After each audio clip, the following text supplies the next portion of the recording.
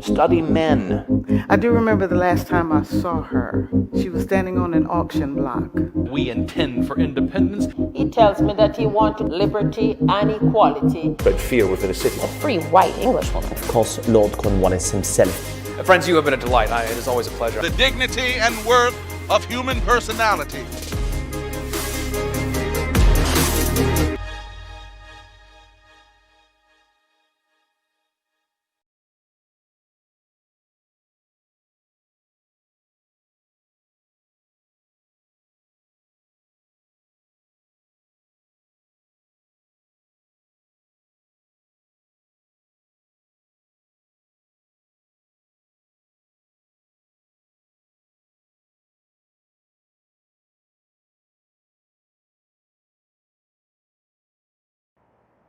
Got it in my mind that I was going to be a free man and nothing was going to stop me.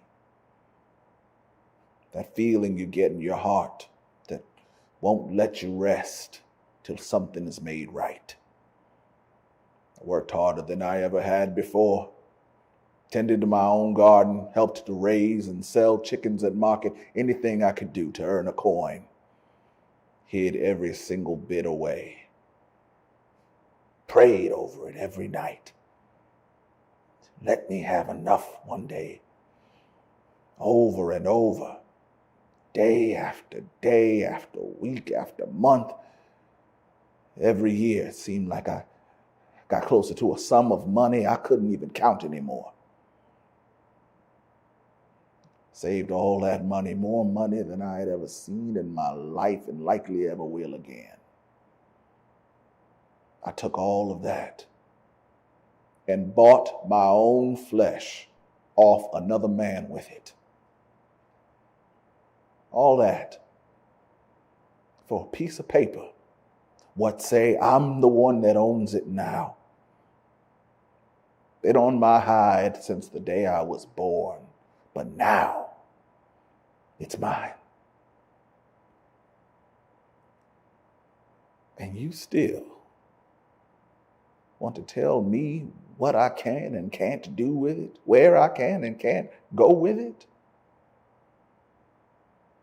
You want to enslave me all over again because I want to free my people?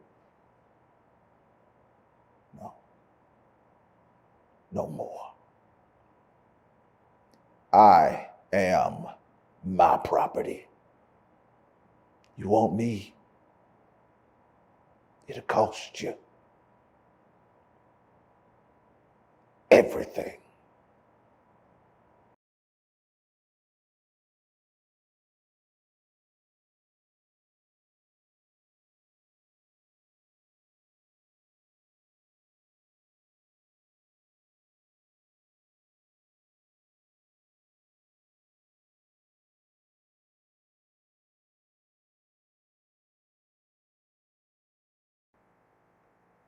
It cost you everything, Matthew.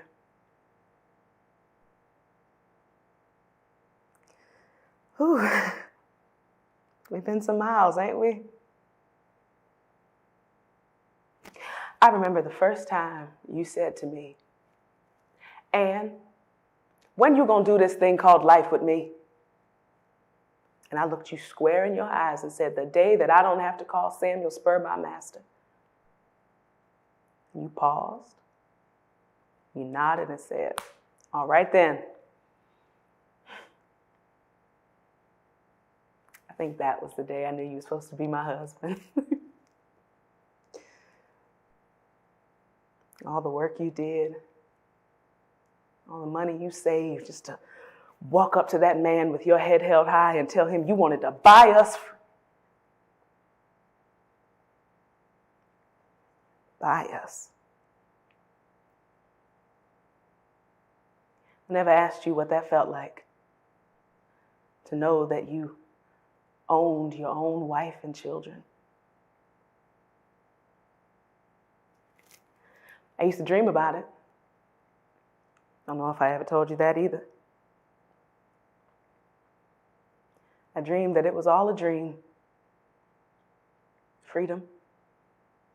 I'd I'd close my eyes and I'd see Mr. Spur coming through that door ready to take me and our babies back into that place, and I'd cry and I'd reach for you and you would reach for me, but somehow we couldn't quite reach each other, and I'd wake up and I'd be afraid until I looked over and there you were. And then I wasn't afraid anymore. And I thanked God that whatever it cost you in money, that I didn't have to be afraid anymore.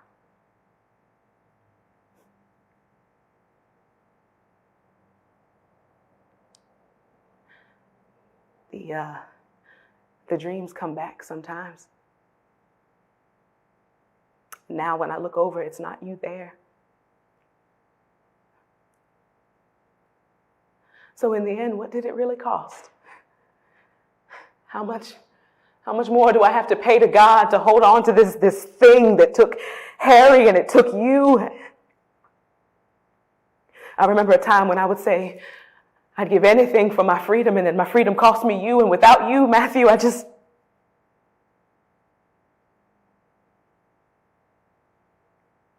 wonder if it's worth it at all.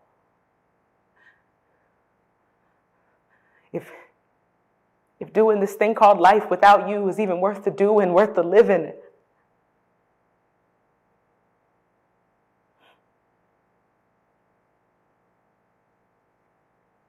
Then I look at the babies that we made,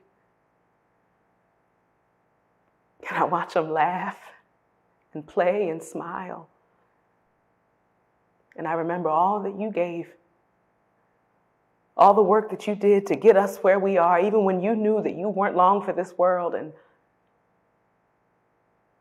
And I remember that I owe it to you to live this life, to do this thing called life the best way I know how.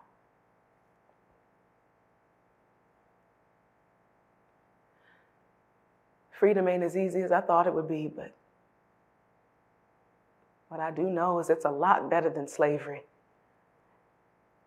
And I'm grateful to God and to you, because Matthew, without you, I wouldn't know freedom at all.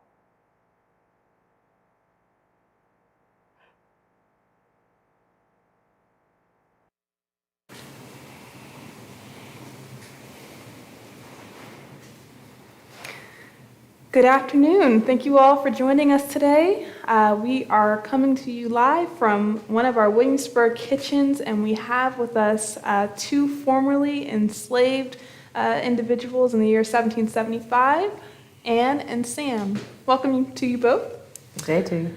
We have a lot of our viewers asking questions, and our first question is actually, what does life look like for you both after freedom? Please. Oh, very kind of you. Thank you. Well, good day to y'all. My name is Ann Ashby Jones. I've been free since November 27th, 1769. Freed by the Governor's Council, by the will of my, it's odd to say, my former master and my late husband, Matthew Ashby. He went before the council and said I had been a very diligent and faithful wife, and that he wished to set me and our children free, and they granted his request. But that's not what you asked me, though. You asked me what was life like since being free. And, well, I guess I could say freedom's not as easy as I thought it would be. You know, there's still laws that govern me in the way that they governed me when I was bound out to Mr. Spur. You know, I can't necessarily go wherever I want to go without my papers. I do my best to stay close to Williamsburg, where folks know who I am. It is nice to wake up in the morning and know that anything I do that day is by my own volition. You know, I can take on laundry business or poultry business, and any money that I make is mine, aside from taxes and things, you know. It's, I guess it's a blessing and a curse, you know. The excitement of freedom when you first get it is, I think it's more than you can bear. And reality sets in a little bit, and you realize it's just like any other day. You know, you still wake up, you're still a Negro.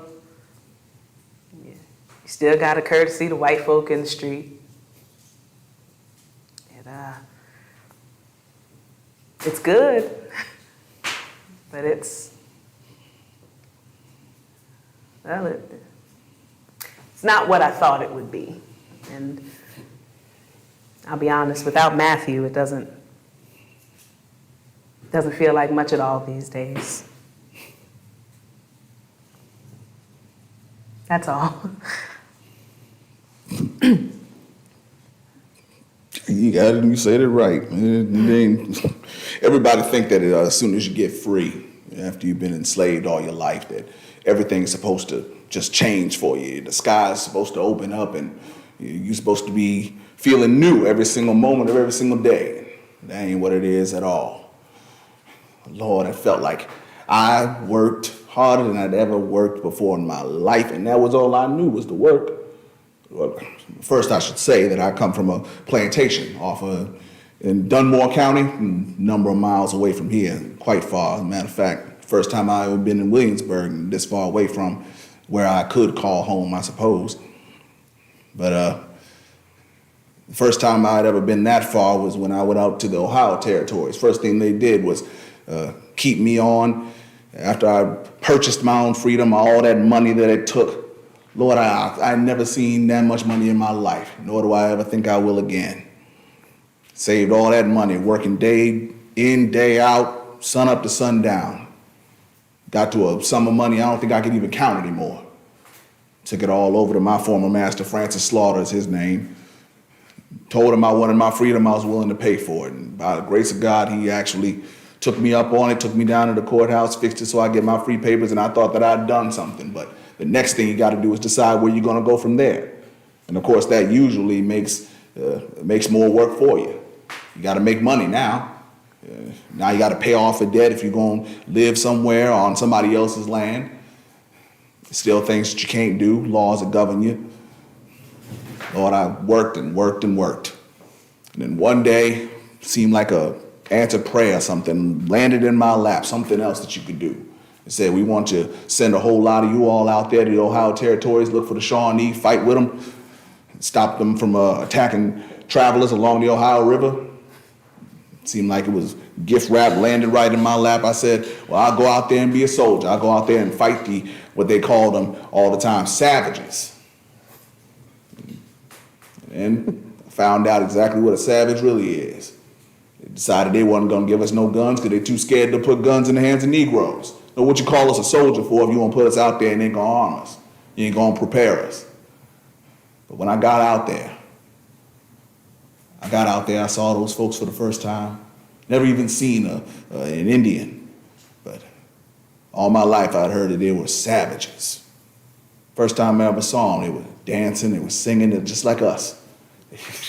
The same way we dance, the same way we have our gatherings. Mm-hmm. We dance in a circle and play our drums and beat on something and sing out. Just in front of a fire just like this. And I said, that's me out there. And then I realized exactly what it is they were saying all those years, every time they called those folks savages. It made sense to me. Look out there, they say that those folks are savages, and then looked at us and they say the same thing.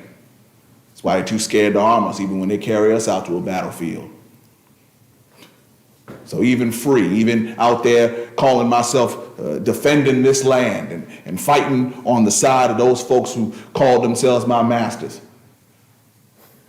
I still knew that there was a difference between me and them. And that they were going to take every single pain that they could to make sure I didn't forget it. So when I came on back, after that experience, I said, well, that's where I need to be out. I need to be out there. I told everybody, I said, you don't understand what it's like. They just out there. They living their lives. They're brothers. They're equals. And of course, it got around. Some of the other folks found out that I was thinking about going out there, and it made them real uncomfortable. So you know what they did? What they did? Re-enslaved me. Put me right back on that auction block. Yes, they did. Put me right back on that auction block. So how is it freedom if you can't keep it? If it ain't yours? If they can just decide when you deserve it or when you don't? I stood up there on that auction block. I heard them folks calling them, waving their money around and calling out numbers. I didn't care. I didn't care. I sat there and looked every single one of them in their face. And I said to myself, whoever spends their money here today, buying my flesh, gonna find out soon that they wasted their money, because I'm not long for this place. Set out immediately. Of course, that can't leave these walls. A lot of folks might be looking for me, but I decided then and there, no, I wasn't gonna be nobody's property no more. I was gonna be free how I wanted to be free. Because if you're free like they want you to be free, That ain't free. Well, I will say, Sam, you wouldn't be the first Sam I helped get to freedom, so is that right? you got your secrets, I got mine. Right. Thank you for sharing a little bit of those secrets with us, Sam and Anne, and I'm very sorry that happened to you. I think it is important for us to realize that freedom and equality don't necessarily equate to the same thing at this time. We have a lot of questions coming in from some of our friends. Our good friend Aaron actually wants to ask a bit more about the laws. You had mentioned the laws being different and the same between being free and being enslaved. Could you talk a bit more about that? Well, what I do know is that there were laws passed long before I came into this world that said folks who owned other people were not able to free them unless they committed some meritorious act of service, save your master from a fire, stop a slave insurrection, things of the like. And that stopped a lot of Negroes from gaining their freedom. Before that, it wasn't as far-fetched, you know. But, you know, once Matthew decided he was going to go to Mr. Spur and give all the money he saved up, he was able to purchase our freedom. And if you go before the council and petition them, I don't know much about the law. I try to stay out of information like that unless it pertains to me. But yeah, it is possible, you know. But like I said, the laws that govern me as a slave woman are the same laws that govern me as a free Negro, Indians, or mulattoes. It's across the board. And that's how they all start out: Negro, Indian, mulatto, and some of them have to specify free or bond. So it don't quite matter whether or not you're enslaved or free. If you are a Negro, if you are Indian, or if they know that you been born of either your mother or your father being Negro, then there are certain laws that you must be beholden to.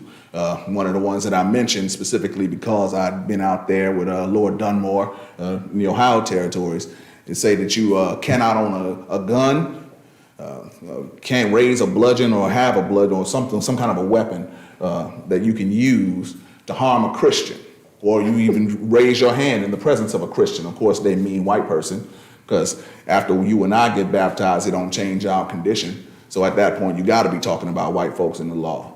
So if we raise our hand in the proximity of a Christian, then they say that we've broken the law, either in offense or defense of that person. So in that, this is a fascinating thing. Me being a free Negro, I done worked myself out of this condition that they said that I could do. And so when you carry me off to a battlefield, you so worried about me having a gun because I'm out there supposed to be fighting somebody else, and you more worried about what I'm gonna do to you. Now, what sense that make?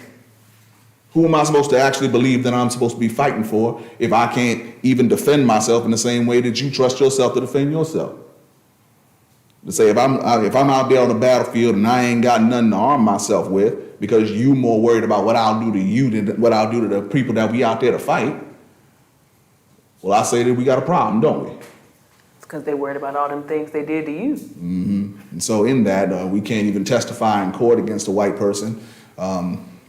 It's a whole lot of different things. Certain property we can't own, but for the most part, free to us don't mean free the way that they mean it. It doesn't. Same thing, same as I think back on it, the more you explain it, Matthew was born to a white woman. My Matthew. Born to a white woman, and his father, he never did tell me whether he was free or enslaved. And I guess it didn't matter. He was still a mulatto. But his mother was bound out, indenture, for a number of years. And then he and his brother, John, were bound out until they were 31 years old, bound to the Bruton Parish Church. And whoever else decided they were going to rent them or borrow them, or however white folk decided they were going to barter that. But it's interesting because his mother was born free. She was born free and gained her freedom from her indenture, if you could call it freedom. She was never bound in the same way I was. But he was still forced to labor for the vast portion of his life because of a law that somebody wrote decades ago. I hope that answered the question. I think very, very good answers to those questions. That it's important to think about what these laws being written, who's writing them, and who are they being written about. It tells us a lot about how people think of and treat one another. Speaking just a little bit more on laws, John asked, are emancipated or free enslaved people allowed to stay in Virginia? Well, I was. I think it behooved me to stay as close to where people recognize me as possible.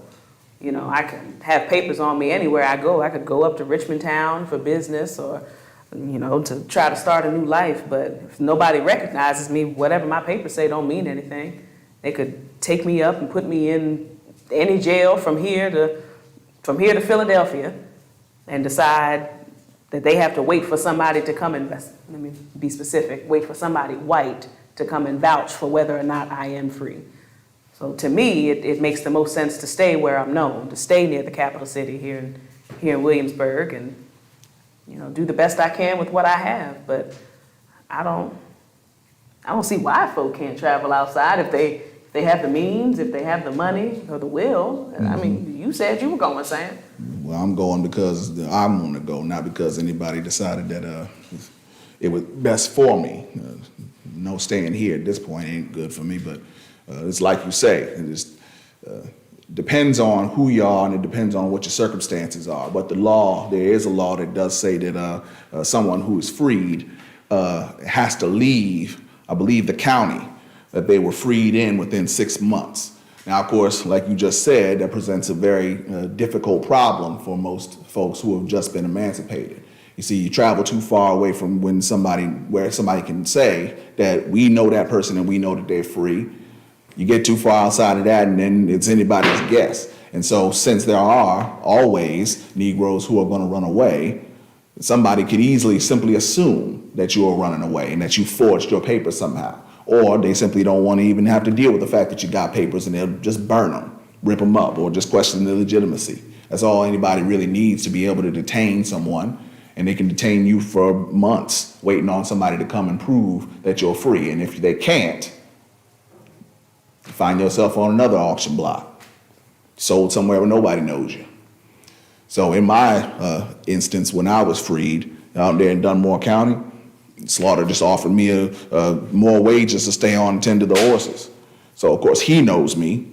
And if I'm sitting there working for him, then more than likely nobody's going to come and check up on me. But for the most part, when somebody here in Williamsburg, for example, would be freed, they would think, and here's the reasoning that they give, is that it's going to put ideas in the heads of the other enslaved individuals around them, specifically those who are owned by the people who used to own this individual. So once you've been emancipated, they say that then my other people are going to want to get free as well. And so we can't have somebody representing that near the other enslaved population. And so that's why they want somebody to be able to pack up and leave after they've been freed. He said, we don't want you inspiring other folks to want the same thing. Now, Kristen asked a question that is about how you are living in the society. Now that you are free, once you had become free, how did you settle into the society knowing that even though you are free, you're treated differently and in many cases worse than a white person? Well, the fact of the matter is we'll always be treated worse than a white person, free or enslaved. That's not going to change. But I guess the easiest thing for me was to find my place in this world as a woman of my own volition. And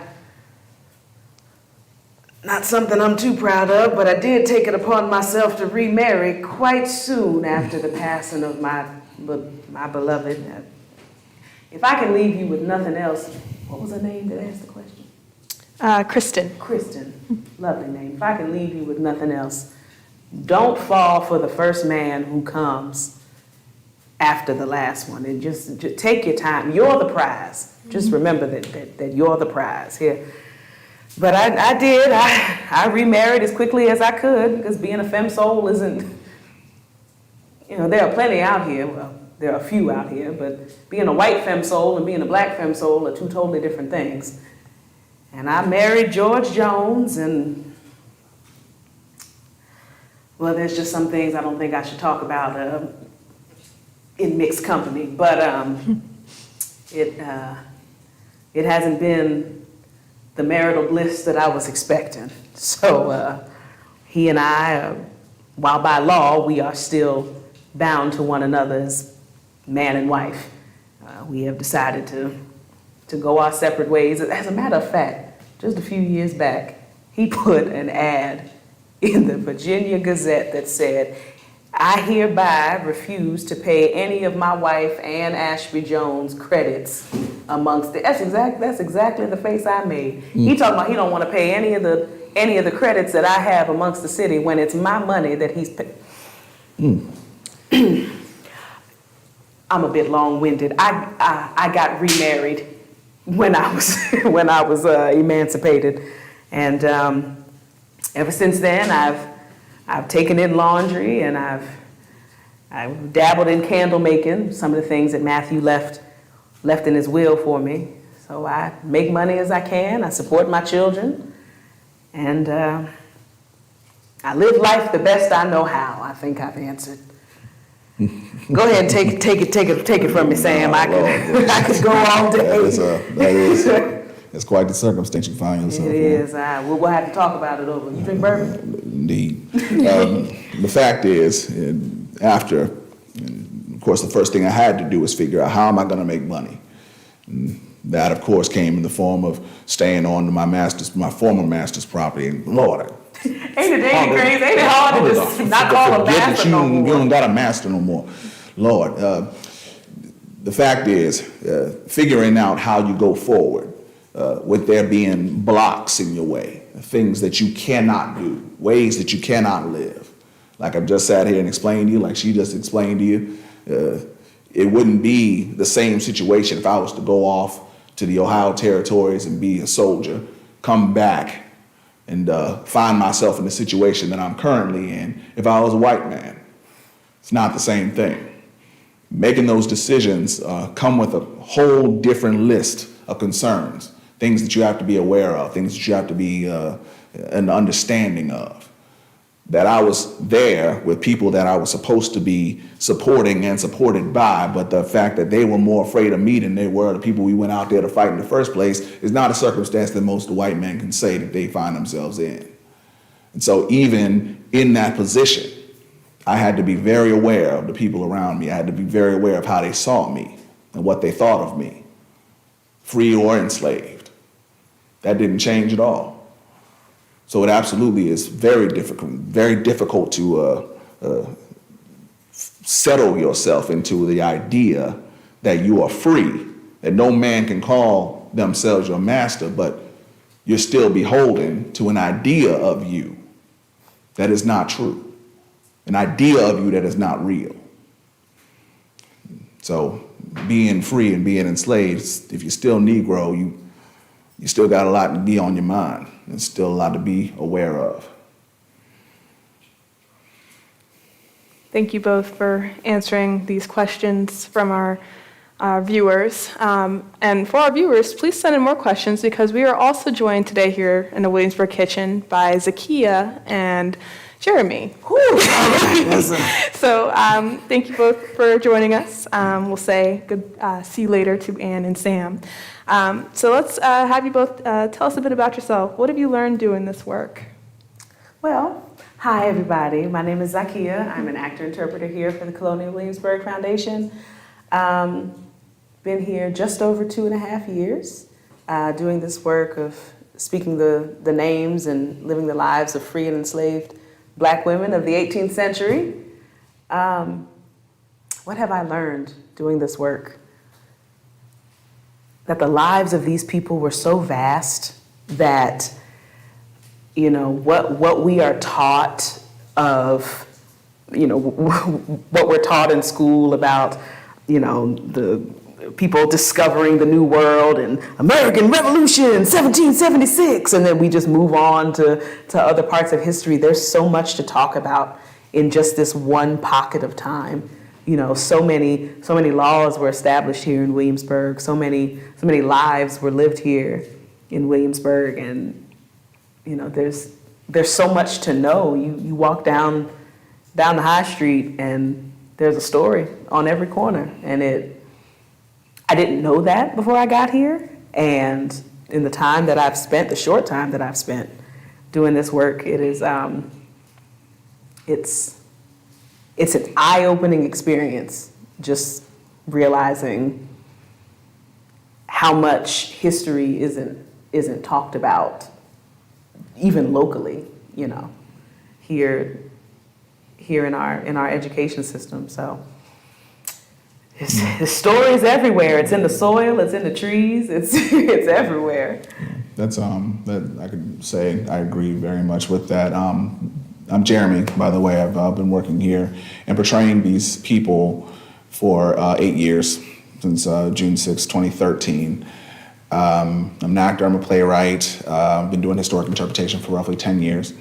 It's what is the most interesting that I've learned here in my time is how much yet there is to teach.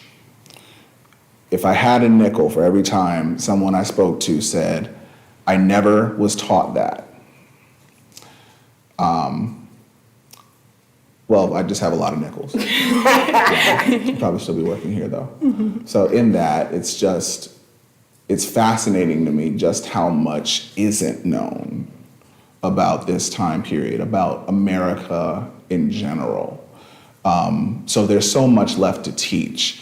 That's why it's such an exciting prospect to be able to be a part of that education, a part of really getting down to the nitty gritty and, like, you know, exploring the foundations of this country. Light bulbs go off all the time when we speak on circumstances that should be, when it comes to speaking on history, very specific, but of course they, you know, the understanding of them and the recognition of the similarities of the lives that people are leading now when compared to the lives that people were leading back then is striking, you know. So all those light bulbs and all those people saying, I never learned that, I was never taught that in school. It's very fascinating to hear that, and it's very exciting to hear that because, you know, now you know, and now that's something that you can continue in your own education and figuring out all the things that you didn't know that you didn't know. So it's a very fulfilling aspect of this work that we get to be a part of that, but it still is dependent upon people wanting to know. I'm very glad that you both do what you do with such grace and honesty and Thank you. Thank you. bringing these people to life. Barbara wants to know, what is the most challenging part of portraying someone who was forced to live a life of enslavement? Ooh. What's the most challenging part? I would say, for me, the emotional toll that it takes, I'm looking at this work from a 21st century lens. So I don't share the experiences that Anne Ashby had or the other women that I portray. But I can imagine what it felt like to be in that predicament. You know, at the end of the day, I get to take my costumes off and I get to go and decompress and, you know, live the life that I want to live and have always been able to do that, but they couldn't. And to consciously know that they couldn't just take this condition off. They couldn't just, well, I'm done doing slavery today, I can just go be something else. This was all they knew. And to be aware of that and have to process that from an emotional standpoint can be jarring. It's very humbling to be able to stand in the gap and, as Jeremy said, talk about these people that most people just don't know about, that you've never heard these names before, you've never seen these people, and to give life to the lives that they lived. It's difficult. I won't call it hard. One of our colleagues here, she puts it so eloquently. She says what they did was hard.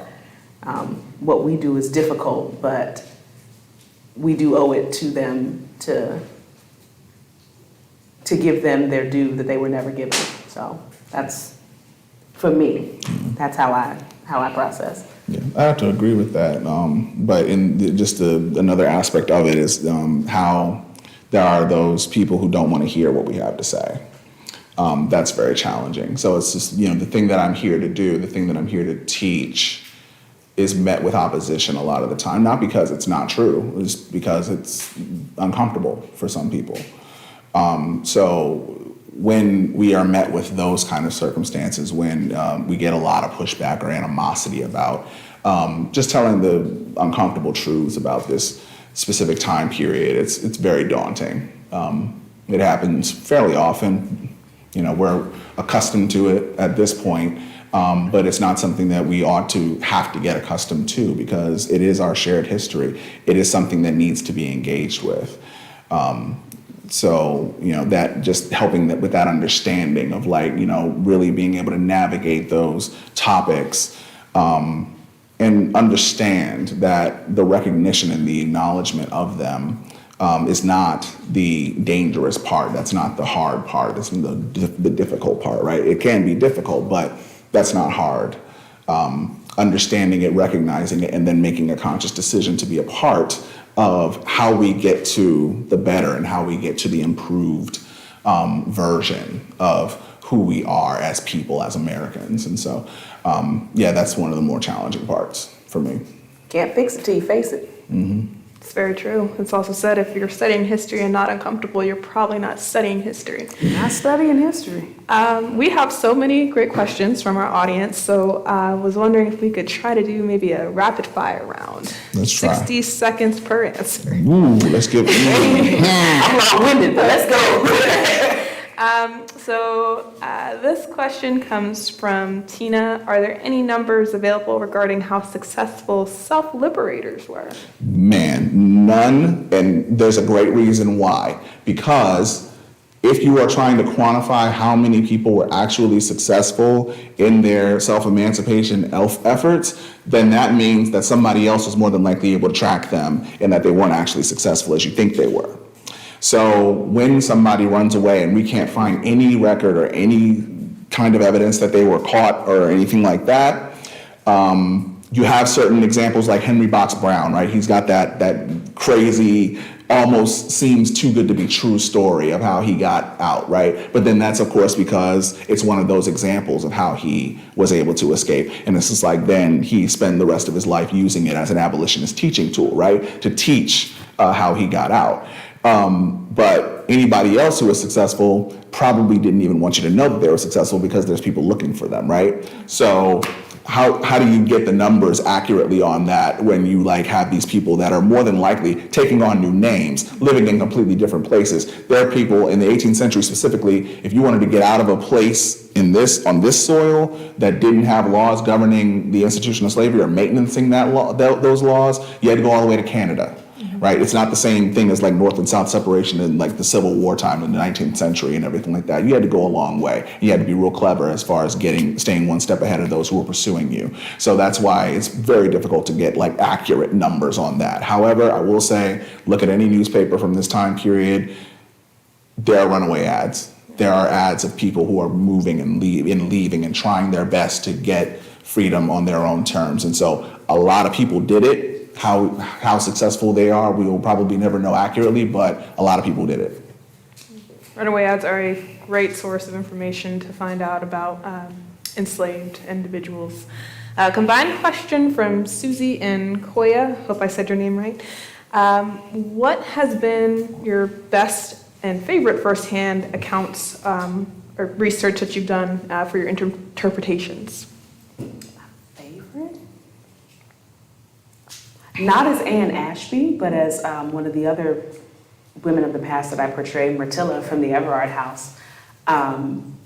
Recently, I was giving tours in character as Myrtilla, and to watch children on the tour, young children, be so enamored by the things that I'm saying and be so invested and really want to learn it. There was a young girl. Her name is escaping me at the moment, but I turned around in character and I said, well, I've been talking a really long time. Does anyone have any questions for me?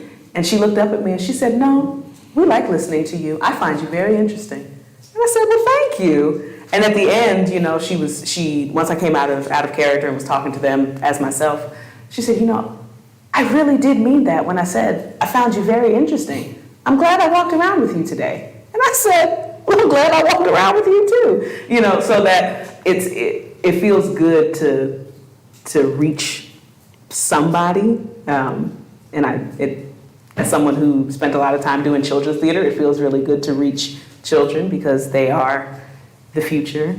There's a song that goes with this. I'm not going to go into that, but they are the future. And if I can reach a child, then they can reach a child, and they can teach someone else. So that's for me when the children like what we do.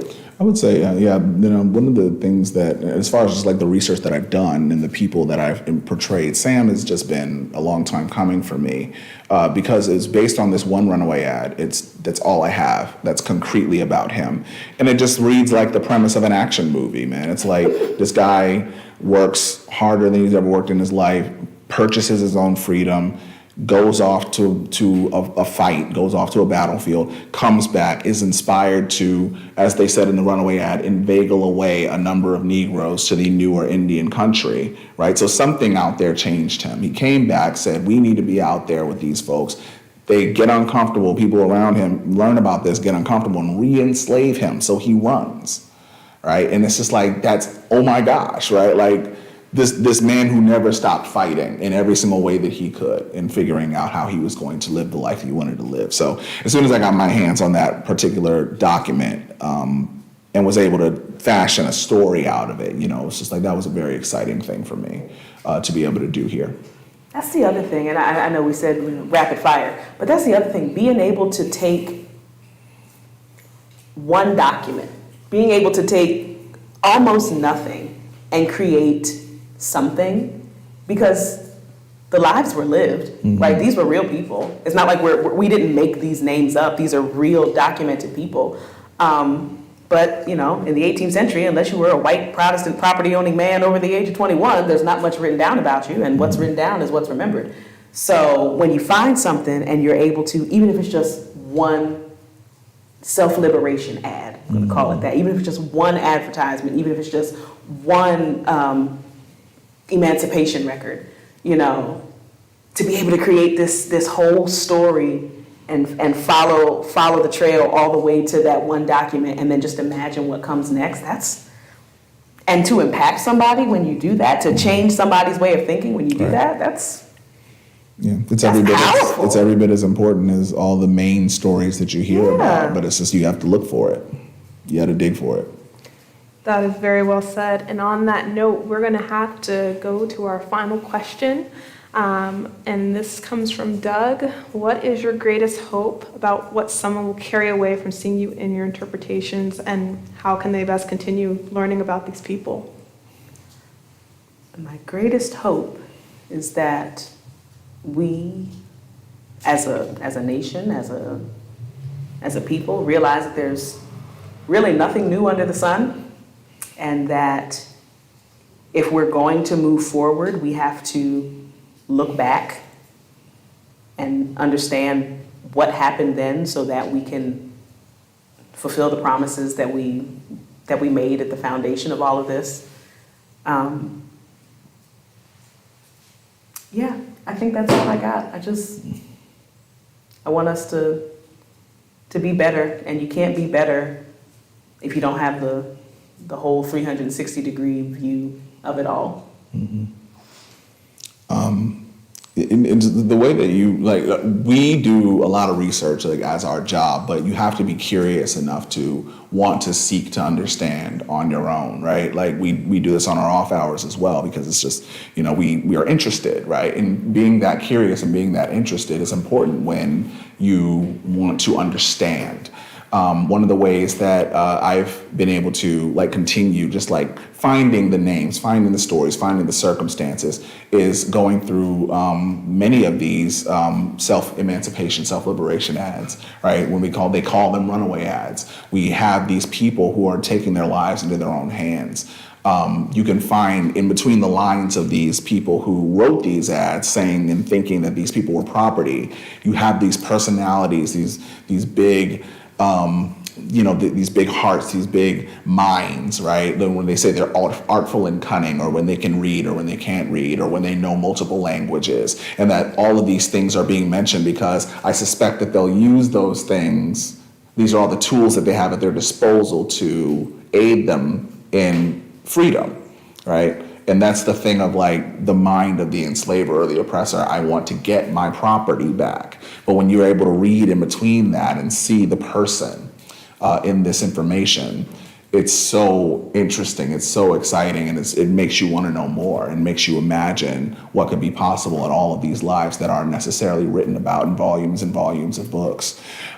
So one of my favorite sites to go on when I'm doing this kind of research is the Geography of Slavery in Virginia. It has essays, it has documents, it has letters, it has advertisements and things of that nature, but then it has these self-liberation ads, as many as survive in such a long time span. You can even find Sam's. If you look at June 16th, 1775, and look for the name Sam, Gabriel Jones places the ad in the Virginia Gazette, you can find his ad. It's right there, right? But then you can find the next one. You can find the other one that was in that same newspaper, and so on and so on. Find out who these people were. Get curious, get interested, in what this was. And you'll find so many different stories, so many different threads to pull at, and they'll give you a bigger picture and a better understanding of what where we all came from. And the information is out there, and it's free, So it's not hard to find. It's not difficult to find. You just have to get over the hill of, do I want to know this or not? And the answer is you do, because if we don't know it, then we can't grow from it, and we can't be better. In the end, so be curious, take chances, make mistakes, get messy. Oh my God. Thank you both so much for your responses. They're just so powerful and so good. And thank you all for watching, and have a great rest of your day.